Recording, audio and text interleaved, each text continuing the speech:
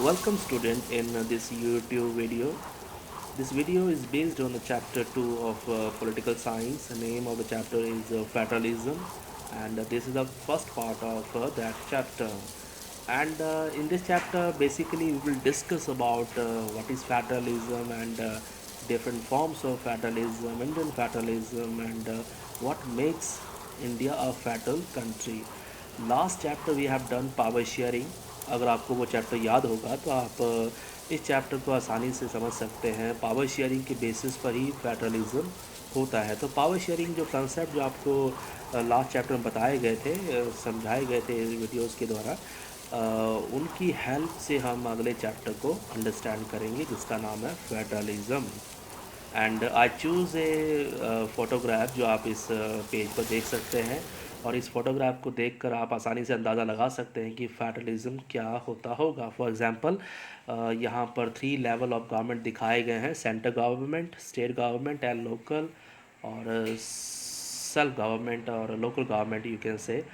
जहाँ पे 3 level of government होती हैं, जहाँ पे पावर डिस्ट्रीब्यूशन होता है, पावर शेयरिंग होती है, उसी को हम फेडरलिज्म कहते होंगे. ऐसे है ना. तो आगे हम और इस चीज़ को समझेंगे डिटेल से. तो आइए सबसे पहले इसके मीनिंग को समझते हैं कि व्हाट इज़ फेडरलिज्म. तो federalism is a system of government. तो ये सिस्टम है गवर्नमेंट का एक, इन विच पावर इज़ डिवाइडेड या shared between a central authority and various constituent units of the country. Various constituent units of the country like state government and local government. और कई जगह पर डिफरेंट फॉर्म्स ऑफ गवर्नमेंट होती हैं, तो उनमें भी पावर शेयरिंग की जाती है. तो कहने का कुल मतलब ये है कि एक सिस्टम है गवर्नमेंट का जहाँ पे पावर शेयरिंग जो है सेंट्रल गवर्नमेंट और अदर कॉन्स्टिट्यूंट यूनिट जो होती है उसमें पावर शेयरिंग की जाती है. बेसिकली ये पावर शेयरिंग है different level of the government के बीच में.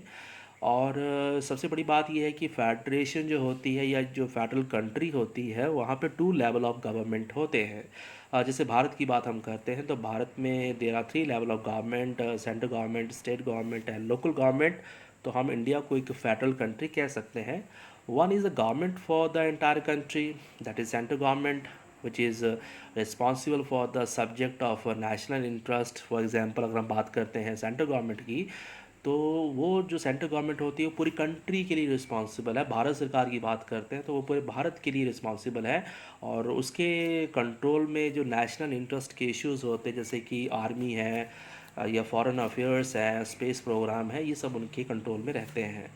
Other are the government at the level of provinces और स्टेट्स. देखिए स्टेट्स को कई बार प्रोविंस भी कहा जाता है. That look after much of the day to day administering of the state. तो उसके बाद जो नेक्स्ट लेवल है स्टेट गवर्नमेंट का, कई जगह प्रोविंस भी कहते हैं, वहाँ पर ये एक लेवल होता है. And both these level of government enjoy their power independent of the other.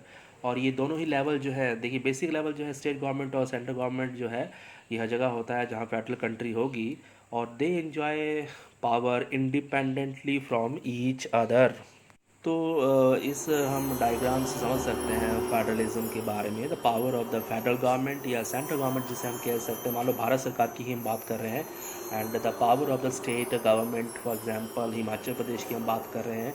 तो दोनों की अलग अलग पावर्स होती हैं, लेकिन कुछ ऐसी पावर्स होती हैं जो कॉमन होती हैं, और इसी को हम इसी सिस्टम को हम फेडरलिज्म कहते हैं, जहाँ पे पावर शेयरिंग जो है more than more than two level of government में जहाँ पे पावर शेयरिंग की जाती है, उसी को हम फेडरल कंट्री कहते हैं. जैसे भारत जो है एक फेडरल कंट्री है, क्योंकि यहाँ पे स्टेट गवर्नमेंट की अलग पावर है, सेंट्रल गवर्नमेंट की अलग पावर है. कुछ ऐसे भी इश्यूज़ है, कुछ ऐसे भी सब्जेक्ट्स हैं जहाँ पे दोनों की पावर जो है साझा है. तो इस प्रकार से जो है ये फेडरल कंट्री कही जा सकती है. तो फेडरलिज्म का मीनिंग समझने के बाद जो है हम इसकी फ़ीचर्स को समझते हैं कि जो फेडरलिज्म होता है इसकी क्या मुख्य विशेषताएं हैं. फर्स्ट ऑफ ऑल, 2 और मोर लेवल ऑफ गवर्नमेंट जो है हर फेडरल कंट्री में होता है. भारत में 3 लेवल ऑफ गवर्नमेंट है, अमेरिका में 2 लेवल ऑफ गवर्नमेंट है, और कई देशों में 2 है, कहीं पे 3 लेवल ऑफ गवर्नमेंट है. तो पहला तो ये है कि किसी भी देश में अगर फेडरल कंट्री है तो वहाँ पर more than 2 or maybe 2 level of government होंगे. Then different tiers of the government govern the same citizens, but each tier has its own jurisdiction in specific matters of legislation, taxation and administration. देखिए जो population होगी वो same ही रहेगी। For example अगर हम बात करते हैं हिमाचल प्रदेश की, तो हिमाचल प्रदेश की जनसंख्या है और जो भारत की जनसंख्या है, हिमाचल प्रदेश जो है भारत का एक हिस्सा है और भारत के जितने भी लोग हैं उसमें हिमाचल प्रदेश के रहने वाले लोग भी उसमें शामिल हैं। और भारत सरकार के कानून भी हम पे लागू होते हैं हिमाचल के लोगों पर, और हिमाचल सरकार के भी कानून लागू होते हैं। तो कहने का मतलब ये है कि गवर्नमेंट जो है govern the same citizens, but Bharat सरकार का और स्टेट गवर्नमेंट का जो एरियाज़ हैं, जैसे लेजिस्लेशन को लेके, कानून बनाने को लेके, टैक्सेशन का, वो अलग अलग हैं। जैसे स्टेट गवर्नमेंट जो है वो स्टेट वैट लगाते हैं और सेंट्रल गवर्नमेंट जो इनकम टैक्स लगाते हैं, इस प्रकार से। उसके बाद थर्ड पॉइंट है, थर्ड जो फीचर है फेडरलिज्म की, that is the jurisdiction of the respective level of level कह लें या टीयर कह लें, government are specified in the constitution. So the existence and authority of each tier of the government is constitutionally guaranteed. So कहने का मतलब ये कि जो भी लेवल ऑफ गवर्नमेंट होता है उसको जो पावर है that given by the constitution of the country, और it is very much fixed कि एक गवर्नमेंट जो है क्या कर सकती है और क्या नहीं कर सकती है। No government can interfere in other area. जैसे हमने वो जो लास्ट पिक्चर में देखा कि स्टेट गवर्नमेंट का एरिया अलग है और सेंट्रल गवर्नमेंट का एरिया अलग है, लेकिन कुछ कॉमन इश्यूज होते हैं जिस पर ये दोनों कानून बना सकते हैं। देन द लास्ट फीचर इस पेज पर, the fundamental provisions of the constitution can not be unilaterally changed by one level of government. Such changes require the consent of both the level of the government. मान लीजिए कोई constitutional matter है, मान लीजिए मौलिक अधिकारों का ही कोई विषय है, तो उसको जो है केंद्र सरकार, सेंट्रल गवर्नमेंट कह लीजिए या फेडरल गवर्नमेंट अकेले चेंज नहीं कर सकती है। उसमें उसको बोथ लेवल ऑफ गवर्नमेंट जो है उसकी जो है मदद की आवश्यकता पड़ती है। तो कई कानून जो है वो संविधान में बदलने के लिए each level of government consent is required. तो ये फेडरल फीचर्स है जो हमने डिस्कस किया अभी। Then the fifth feature of the federalism is court have the power to interpret the constitution and the power of different level of government। जैसे कि हमने पहले पॉइंट पढ़ा कि कोई अगर क्लैश होता है, कोई कन्फ्लिक्ट आता है, पहले तो आना ही नहीं चाहिए। कॉन्स्टिट्यूशन ने फिक्स कर रखा है कि किसको क्या करना है, भारत सरकार क्या कर सकती है, हिमाचल सरकार क्या कर सकती है। लेकिन मान लीजिए किसी तरह से कोई कन्फ्लिक्ट आ भी जाता है, then the judiciary play the role of umpire कह लीजिए।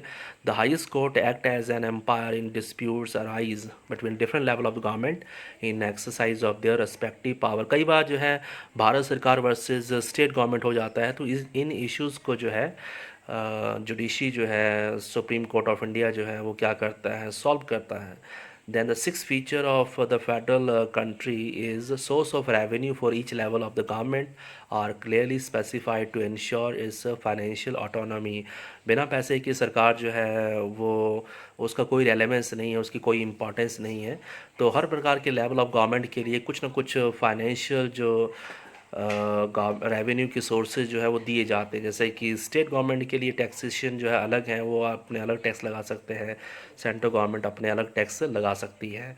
Then the federal system, last जो फीचर है, the federal system thus has a dual objectives to safeguard and promote unity of the country while at the same time accommodate regional diversity. अब सवाल ये आता है कि ये फेडरलिज्म अडॉप्ट ही क्यों किया जाता है। सबसे बड़ी बात यह है कि भारत सरकार की अगर हम बात करते हैं तो वो लोकल इश्यूज से इतने ज़्यादा फेमिलियर नहीं होते हैं कि भाई हिमाचल में कोई गांव है तो वहाँ पर क्या समस्या है। तो लोकल इश्यूज़ को डील करने के लिए जो है वो स्टेट गवर्नमेंट बनाई गई थी। जब स्टेट गवर्नमेंट जो है, भारत एक विशाल देश है, India is a very large country, बाकी देशों की अगर बात करते हैं, तो फिर इसलिए वहाँ पे एक डिवीज़न कर दी गई स्टेट गवर्नमेंट की। अब स्टेट भी इतने लार्ज है, इतनी पॉपुलेशन है, तो स्टेट के बाद जब लोकल गवर्नमेंट की एक डिवीज़न की गई, इनको जो है डिस्ट्रीब्यूशन या कह लीजिए शेयरिंग ऑफ पावर कह लीजिए करने के पीछे जो पर्पज़ है that is only one, to address the local problems, regional diversity को एकोमोडेट करने के लिए इस तरह की जो पावर शेयरिंग है वो की जाती है। डिफरेंट लेवल ऑफ गवर्नमेंट जो है इसमें ज़्यादा यूज़फुल होते हैं। Therefore, two aspects are very crucial for institutions and practice of federalism। तो फेडरलिज्म के लिए बहुत इंपॉर्टेंट फैक्टर्स क्या हैं, क्रूशियल फैक्टर्स क्या हैं, कि पहले तो जो है पावर शेयरिंग के लिए गवर्नमेंट जो है डिफरेंट लेवल की वो एग्री होने चाहिए, and there must be some rules of power sharing. तो कॉन्स्टिट्यूशन जो है वो एक तरह से आप कह सकते हैं रूल्स को डिफाइन करता है, and there should be trust that each level would follow that agreement. State government अपना जो है और सेंट्रल गवर्नमेंट जो अपना जो एग्रीमेंट है उसको फॉलो करेंगे. And ideal federal system has both aspect, mutual trust and agreement to live together. तो ये दो चीज़ें जो है किसी भी फेडरेशन के लिए सबसे क्रूशियल होती हैं. इन दोनों में से अगर एक भी फैक्टर वहाँ पे नहीं है तो फेडरल सिस्टम जो है वो कोलैप्स हो जाता है.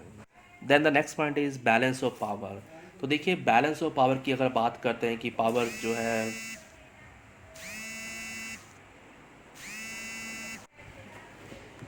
sorry for the interruption. So I was teaching you that the balance of power, the exact balance of power between the center and state government varies from one federation to another. This depends that how that federation was formed. तो balance of power होगा, मतलब state government को कितनी power मिलेंगी, central government को कितनी power होंगी. It totally depends on that how that state was formed, that how that federation came into existence. There are two kind of federation, या आप कह सकते हैं कि दो तरीक़ों से फेडरेशन जो है बनती है. One is coming together federation, second one is holding together federation. Coming together federation example है America, Switzerland, Australia, where independent state coming together on their own to form a bigger unit so that they pool sovereignty and retaining identity. They can increase their security also by this way. तो जब America को आज़ादी मिली थी, America एक देश के रूप में उभरा था, तो उसमें बहुत सारे इंडिपेंडेंट स्टेट्स थे जिन्होंने अमेरिका को फॉर्म किया. तो इस प्रकार की जो फेडरेशन होती है उसको हम कहते हैं कमिंग टुगेदर फेडरेशन. और यहाँ पे central government and state government के पास तकरीबन इक्वल पावर होती हैं, और it's the first kind of federal government. And second route in where a large country decided to divide its power between the constituent states and the national government, like India, Spain, Belgium. They are the example of a kind of holding together federation. अब देखिए ना, जब भारत बना था तो 1947 में जब भारत को आज़ादी मिली, that time nobody knows about Himachal Pradesh, nobody knows about Uttarakhand. these were the part of other territories. लेकिन जब भारत सरकार बनी तो उन्होंने जो है अपने कन्वीनियंस और रीजनल डाइवर्सिटीज़ को ध्यान में रखकर जो है भारत को अलग अलग स्टेट्स में डिवाइड किया. तो पहले भारत बना, भारत सरकार बनी या भारत बना, उसके बाद भारत में अलग अलग स्टेट्स बने, और स्टेट्स बनने के बाद जो है फिर लोकल गवर्नमेंट बनी. तो इस प्रकार से जो देश होते हैं, जहाँ पे पहले देश बनता है फिर वहाँ पर जो स्टेट फॉर्म किए जाते हैं उसको हम कहते हैं होल्डिंग टुगेदर फेडरेशन. और यहाँ पर एक तरह से जो अनइक्वल पावर्स जो है देखने को मिलती हैं. सेंट्रल गवर्नमेंट इस तरह की फेडरेशन में हमेशा ही पावरफुल रहता है. तो ये दो प्रकार के तरीके हैं जिससे कि फेडरेशन जो है वो फॉर्म होती है, कमिंग टुगेदर, होल्डिंग टुगेदर. ये सवाल बहुत इंपॉर्टेंट है, कई बार एग्जाम में आ चुका है, तो इनको जरूर याद करिएगा, differentiation between the coming together and holding together federation. Then the next page is the next page is about the Indian Federation. India had emerged as an independent nation after a painful and bloody partition, जो हम history के chapter में भी हमने समझा, nationalism in India. Soon after independence, several princely states became a part of the country. The constitution declared India as a union of states, although it did not use the word federation. The Indian Union is based on the principles of a federalism. तो मतलब India को union of states कहा गया है, ना कि federal country कहा गया है. लेकिन जो इंडिया का यूनियन है that is based on the principle of federalism.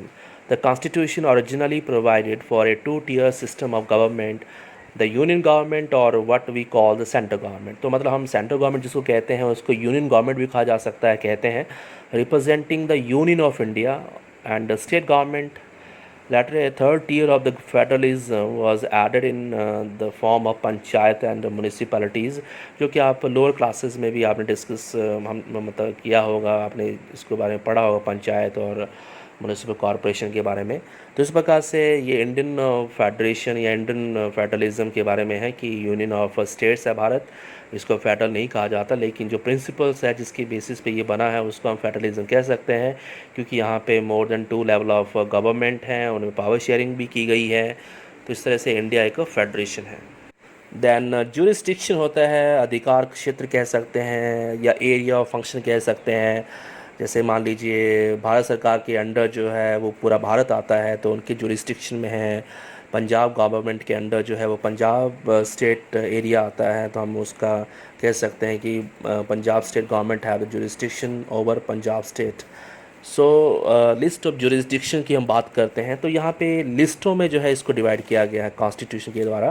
First of all union list है। It include the subject of national importance like defence of the country, foreign affair, banking, communication and currency. They are included in the list because we need a uniform policy on these matter. अब ऐसा क्यों है कि union list create की गई है ना, इसलिए कि यूनिफॉर्म पॉलिसी चाहिए इन मैटर्स को लेके। The union government alone can make laws relating to the subject mention in the union list. तो सबसे बड़ी बात यह है कि यूनियन लिस्ट में जो मैटर दिए गए हैं, सब्जेक्ट दिए गए हैं, उसको लेकर केंद्र सरकार जो है, सेंट्रल गवर्नमेंट जो है, ये यूनियन गवर्नमेंट जो है वो कानून बना सकती है या बनाती है। दैन द स्टेट लिस्ट है containing subject of state and local importance such as police, trade, commerce, agriculture, irrigation, and the state government can make law on subject mentioned in the state list. Then the next is concurrent list. It includes the subject of common interest to both the union government as well as the state government. मैंने वो दिखाया ना आपको, जो diagram देखा उसमें भी centre में स्टेट गवर्नमेंट और सेंट्रल गवर्नमेंट के बीच में जगह है जहाँ पे दोनों आपस में जो है वो क्या करते हैं, शेयरिंग बेसिस पे कानून बना सकते हैं। जैसे फॉरेस्ट है, ट्रेड यूनियन है, मैरिज है, अडॉप्शन है, सक्सेशन है। Both the union and as well as state government can make laws on the subjects mentioned in this list. If their laws conflict with each other, the laws made by the union government will prevail. तो यहाँ पे बताते हैं कि state government को इतनी power नहीं है जितनी कि यूनियन गवर्नमेंट को है, और कारण मैंने आपको बता दिया कि इंडिया जो है वो एक होल्डिंग टुगेदर फेडरेशन है। Then the residuary list, anything out of the preview of above mentioned list is taken as a residuary subject. Union government has the power to legislate on these subjects. For example, computer, IT industry, information technology एक नया subject है। उस समय जब संविधान लिखा गया तो नहीं था उस समय, तो ये एक नया मैटर है और नए मैटर के साथ में जो है कानून बनाने का अधिकार यूनियन गवर्नमेंट को ही दिया गया है। The next is union territories. There are some units of the Indian Union which enjoy very little power. These are the areas which are too small to become an independent state, but which could not be merged with any of the existing state. These areas like Chandigarh, Lakshadweep, capital city of Delhi are called union territories, and these territories do not have the power of a state. The central government has a special power in running these areas. उसी तरह से जम्मू कश्मीर की अगर बात करते हैं तो वहाँ पे 2 संविधान थे और उसमें काफ़ी चेंजेस जो हैं भारत सरकार के द्वारा कर दिए गए हैं। The sharing of power between the union government and the state government is basic to the structure of the constitution. It is not easy to make changes to this power sharing arrangement. तो constitution के द्वारा बड़ा rigid वे में, बहुत ही कठोरता से जो है पावर शेयरिंग अरेंजमेंट किया गया है और उसमें बदलाव कर पाना इतना आसान नहीं है. The Parliament cannot on its own change this arrangement. Any change to it has to be first passed by both of the houses. और जैसा आपको पता है कानून बनते हैं पार्लियामेंट में, उसी प्रकार से कोई चेंज करना है इस प्रोसेस में तो उसके लिए पार्लियामेंट के दोनों हाउसेस में पहले उसको पास होना होगा with at least 2/3 majority. That it has to be ratified by legislature of at least half of total states. तो इस अरेंजमेंट में बदलाव करना इतना आसान नहीं है. तो पावर शेयरिंग जो एक तरह से हम कह सकते हैं कि फिक्स है. Other than this is the end of the learning part of the video. अभी थोड़ा होमवर्क की बात कर लेते हैं. आपको जो होम असाइनमेंट के रूप में जो कुछ क्वेश्चन मैं आपको देना चाहता हूँ. फर्स्ट ऑफ ऑल आप लिखेंगे कि what is the meaning of federalism. This is the first question. Second question, what are the main features of federalism. ये सेकंड क्वेश्चन हो गया. थर्ड क्वेश्चन है 2 टाइप ऑफ फेडरेशंस, जैसा मैंने आपको बताया, coming together, holding together federation. Then a note on Indian federalism, इसको आप करेंगे. Then you will write about the union list, state list and concurrent list and residuary list, इनके बारे में लिखेंगे. तो कुल मिला के आपको ये जो 4-5 क्वेश्चन दिए हैं आप करेंगे और 10 MCQs करेंगे. I am not mentioning here with the photograph about the home assignment, but you have to do this work. These questions are very important from examination point of view, so prepare these questions till that time. Thank you very much.